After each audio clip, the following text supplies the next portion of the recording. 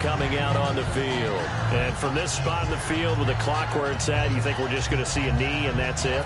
And I think in this situation, that's the proper play. But we do know there's some risk takers out there that may want to take one more shot before the clock runs out. They go play action here on first down. Blitz coming, and down he goes. So it's halftime here in New Orleans with the Saints out in front.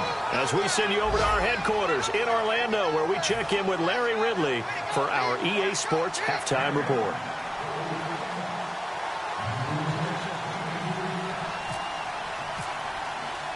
Both teams appear ready for the fight ahead, and we resume action here in quarter number 3.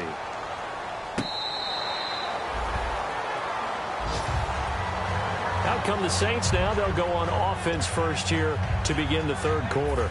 They have the lead. Now they'll be looking for some separation here as we begin the third quarter. I like the way you term that, because now I think they go a little bit deeper into their playbook. They like what they did in the first half. That worked okay. But in order to get the separation that you just talked about, change things up a little bit. Change your tendencies. Try and hit them a little bit more with some things they didn't see in the first half. See if they do just that. In my book, that's running the ball well, but with intelligence. How about them keeping the clock moving, staying in bounds? Yeah, even though it's the third quarter, you're thinking ahead, aren't you? This is where your running game can really help you with a lead in the second half. I agree totally. It's not just end-of-the-half situations that you worry about the clock. It's throughout the game. And with a lead, stay in bounds. Make them fight harder to try and catch you.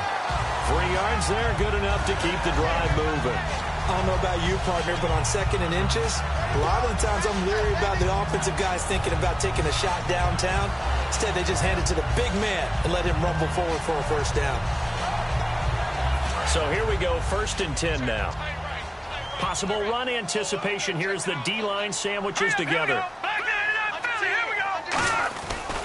Now a 10th carry for Johnson. And there just continues to be nowhere to run. He's bottled up again at the line of scrimmage. It's a loss of a yard there, and now 2nd down.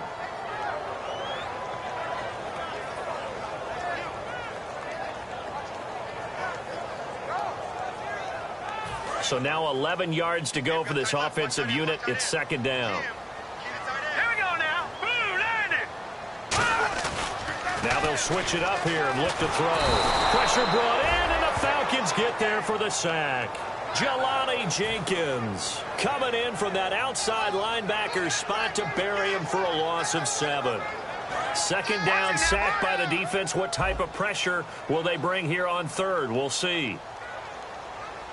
Now let's go. He'll look to throw.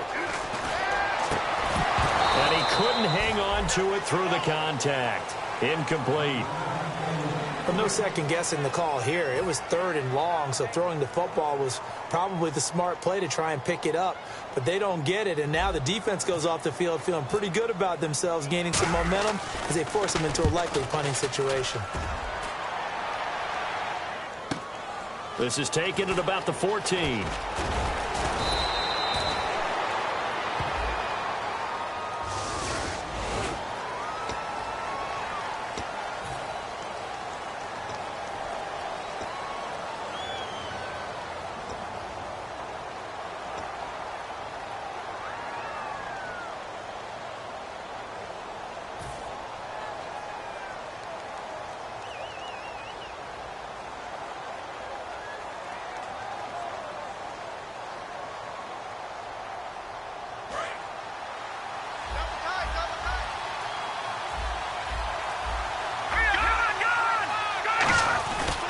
They run. Devontae Freeman.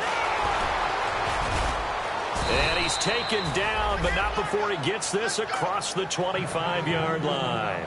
Really strong, effective run there out of a power set or a heavy set. 3 tight ends in the game, and that's tough for a defensive coordinator. They want to spot that lineup coming into the game early so they can get the proper defensive personnel on the field. That's why the coordinator is relying on some of the assistants to tell him what offensive personnel is hitting the field so he can adjust accordingly. They weren't able to stop him on that run.